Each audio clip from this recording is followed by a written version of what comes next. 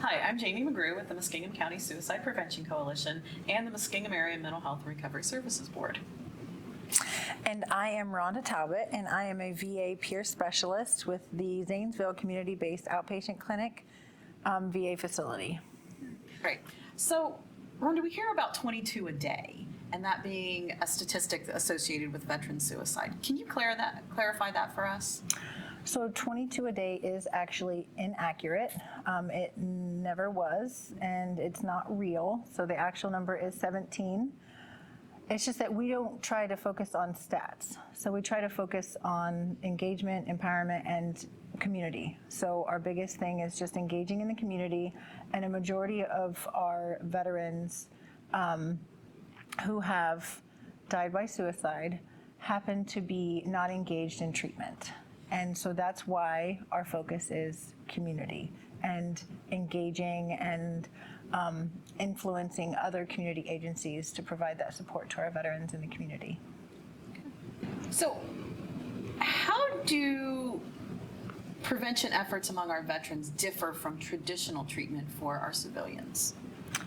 When I think about that, I think about myself as a veteran coming out of the circle of family and friends that I built within the military, and then coming back to no friends or no family for some of us. And so our biggest thing is trying to find a purpose and trying to engage in that community and find a new normal.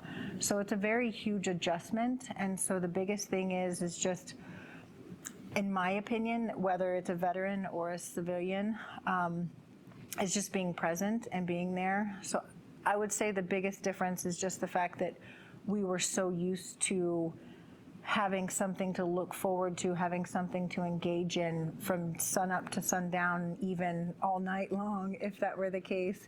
And so to come back to nothing in some cases, it's a huge adjustment, and that's one of the biggest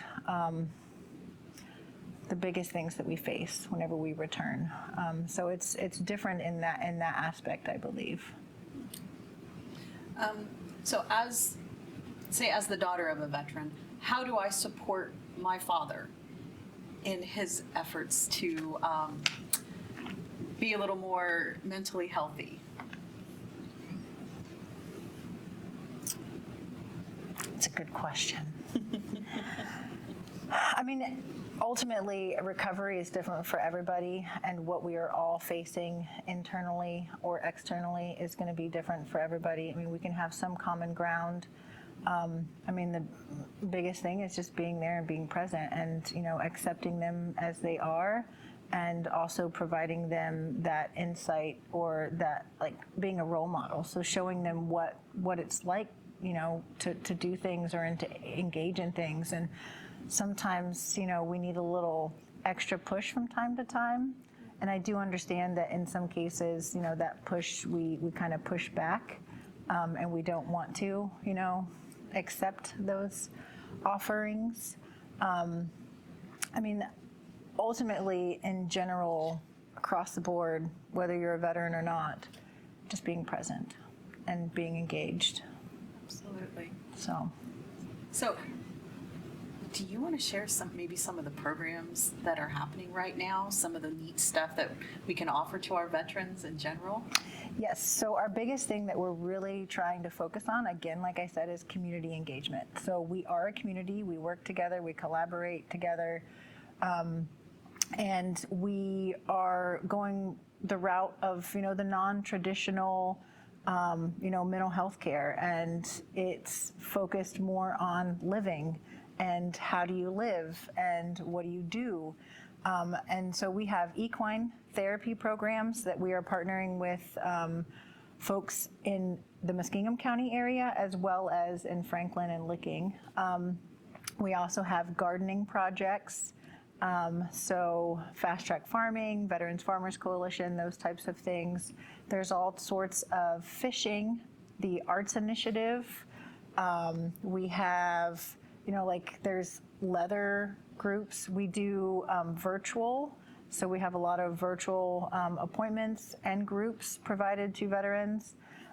There's also, it's called Reach Vet. So we have a program where we reach out to veterans that are not necessarily suicidal, but they have risk factors.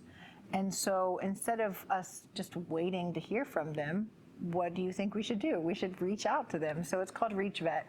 And we have other programs and individual therapies like CAMS and things like that that provide individual support to veterans and even their families in support of that. But community engagement is the biggest part. So involving churches, involving I'm trying to think of everything just even like a library or other mental health services like Muskingum Behavioral Health, like Allwell.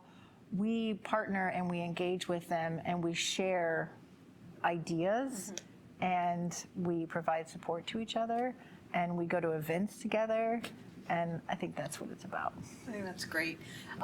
So our viewers that maybe aren't in Muskingum County, would they just reach out to their local Veteran Service office to see what's offered there? You can reach out to your local Veteran Service office. You can reach out to your local VA office.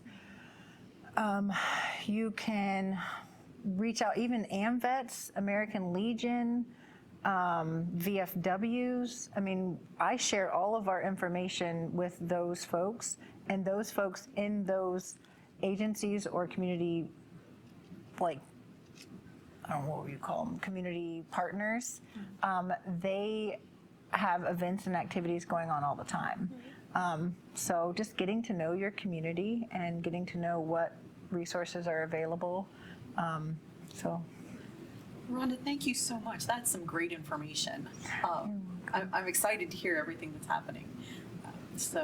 Because at the end of the day, the whole message is that you matter, every life matters, and we're here to save lives. So thank you for being a partner with us. Thank you. Great. Yes.